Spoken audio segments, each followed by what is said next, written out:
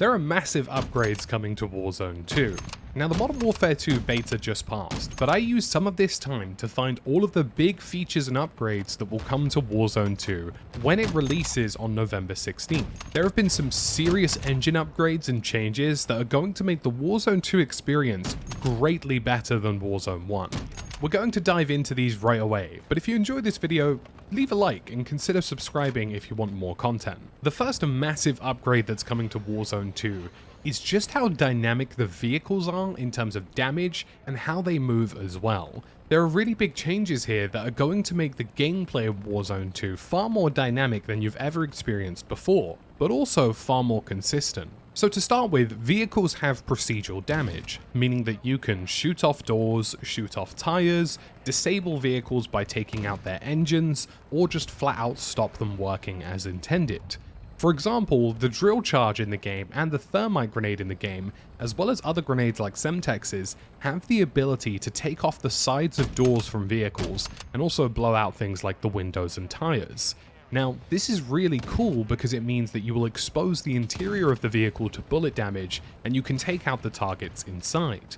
On top of that, certain things like the thermite actually penetrate through the vehicle and damage the occupants inside, as well as the drill charge, which can actually kill all of the occupants when it hits the side of a vehicle. If you've ever hated it in the past where a helicopter could just drive up on you with zero consequences, or a big Bertha truck could just rush you with zero consequences, those days appear to be gone.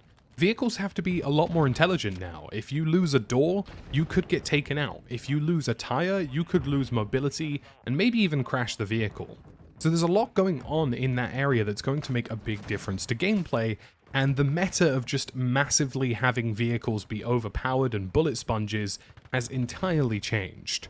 But it's not all doom and gloom for vehicle players, especially those who work as teams. The dynamic nature of the new vehicles means that you can now lean out of the windows when you're in the passenger side, or you can use some of the mounted turrets, and you can even climb on top of the roof of a vehicle without having to weirdly get out of the vehicle, then jump on the roof and then try and stay on top of it. It seems the entire physics system means that vehicles can be used really well offensively, and things like driving up past a team and just taking them on by leaning out the window will be a reality in Warzone 2. But possibly the best change, and the biggest change in terms of consistency of the experience, has to be with what happens when a vehicle is destroyed. In Warzone 2, when a vehicle is destroyed, it will leave behind the mesh carcass that previously was there. So, as you've seen, burnt out vehicles, blown up vehicles, destroyed vehicles will leave a metal shell of themselves. But the cool thing about this is that these now have a physical health value in-game. So before, they would just seemingly randomly appear and disappear. Now, the vehicle carcasses themselves have a health value, which means that you can destroy them progressively. So let's say you destroy a large truck, and there is a team that is sitting in cover behind the carcass of the vehicle. Now, already the carcass will have more gaps in it, meaning that you should be able to take out opponents a little bit more easily. But if you keep shooting that vehicle and keep throwing grenades at it and keep dealing damage, eventually the actual vehicle mesh and carcass left behind will also be destroyed. And this is a fully consistent experience. People who are using it as cover will know this, people who are attacking the people using it as cover will know this, and it will make a much better gameplay experience for all people involved. The next major upgrade is weapon balancing, and if you're tired of the current Warzone meta, then this is going to be a real bonus for you. And this doesn't just mean one segment of the Warzone meta, it means all of it. From LMGs, ARs, DMRs, and sniper rifles, big changes are coming. To start with, almost every single weapon in the game has much more recoil, and this includes horizontal recoil as well. And what this means is that over range, things like full automatic weapons like ARs and LMGs will be far less accurate, and means that they cannot laser beam people from distance without depleting a lot of their ammunition or magazine counts, and it also means that they'll get less downs per mag, which is really important. Having this sort of degree of horizontal recoil initially existed at the launch of Modern Warfare 1, but with the integration of Cold War and Vanguard, the laser beam weapons started to become a real reality. So if you really enjoyed the balancing of Modern Warfare 1 and Warzone 1 when it first released, you're going to be a massive fan of how things work in Warzone 2. On top of that, there is also bullet drop and bullet damage drop off, which means that over range, assault rifles, LMGs, DMRs, and sniper rifles will all have their damage value progressively decrease over certain ranges. So for a sniper past 300-400 meters, maybe the bullet damage does a little bit less, and it won't down an opponent, or it will only break a small number of plates. For assault rifles and LMGs and DMRs, the bullet damage drop-off might be a little bit more severe, meaning that a full auto AR will lose the damage value over range over 100 meters or so. And this could either happen progressively or in different stages and tiers like it does in Warzone 1. But generally speaking, this is going to create a much more balanced system where SMGs aren't very good at medium range, ARs can no longer be massive long range beams, and neither can LMGs. And all of this greatly improves the overall diversity of the weapon pool in the game. With bullet drop-off and bullet damage drop-off, it means that LMGs are actually going to have a place in the game because they have a higher mag capacity. It means that DMRs are going to have a place in the game, and battle rifles will have a place in the game because assault rifles might not necessarily be the universal long-range hitter anymore. And it also means that sniper rifles should be less deadly as well. And it also means that sniper rifles are kind of getting two nerfs here, which make them much more balanced.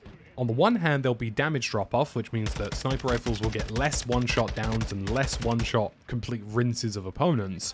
And on the second hand of things, character models in the game move a lot more when they're sprinting and running now. Their heads bob a little bit more, when they're peeking corners left and right, the shoulders switch, for example, and this is going to make it much more challenging to land consistent headshots on distant opponents. The new climbing system in Warzone 2 is also going to make a pretty drastic appearance in the game. You can climb onto the back of vehicles and hang off of them, you can hang off of ledges, and you can jump between distant objects that you previously couldn't reach.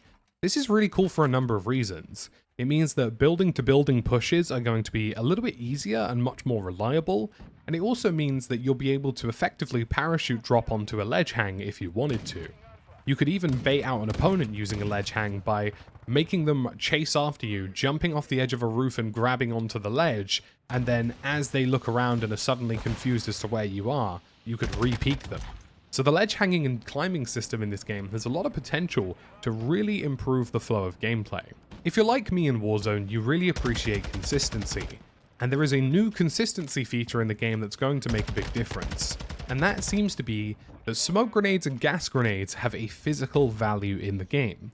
If you've ever had it before where a gas grenade has gotten you through a floor or a ceiling, or a Molotov has somehow set you on fire when you're on the other side of a wall, this is all changing in Warzone 2. From what we've seen in Ground War, it appears that every single building has proper physical values, and the smoke and Molotov system also have proper physical values that will prevent them from bleeding through surfaces. This will also lend itself well to things like airstrikes and cluster strikes, meaning that if there isn't really a window into a building, the building itself should hold off these airstrikes and kill streaks much more consistently. But it also just means that the gameplay will have less random annoying things in it. If you enjoyed the ground war maps in Modern Warfare 2, then I have some good news for you. These are points of interest in Warzone 2, but the design system has changed. In Modern Warfare 1 and Warzone 1, the problem was that the ground war maps in Modern Warfare 2019 were just cut out versions of the Warzone map and didn't have the best flow or gameplay dynamic. In Modern Warfare 2, the ground war maps have been designed from the ground up and then placed into the Warzone map, which means that they should have better flow and gameplay on ground war and also offer better points of interest that are more thoroughly designed in Warzone 2. It's fairly obvious to see already, but some of these areas have really great jump ups, really good building clusters, and if you think about it in terms of how it would work in Warzone, there is a lot of opportunities for really interesting, fun and dynamic gameplay in some of these areas. The final thing I have is new equipment. Things like drill charges and tactical cameras and stuff like that we've never seen before, including stuff like shock sticks, offer new dynamics for the game that we haven't seen before. Shock sticks can disable vehicles and force people to shoot, they could disable a helicopter or a truck, or they could make somebody who is camping in a building completely hip fire and miss all of their shots. On top of that, drill charges can take out people camping on top of roofs or camping in hallways, because you could simply throw a drill charge in and force them to move. And things like tactical cameras will allow you as a solo, a duo, or a lesser manned team to defend a position knowing that a camera will alert you if enemies push a location.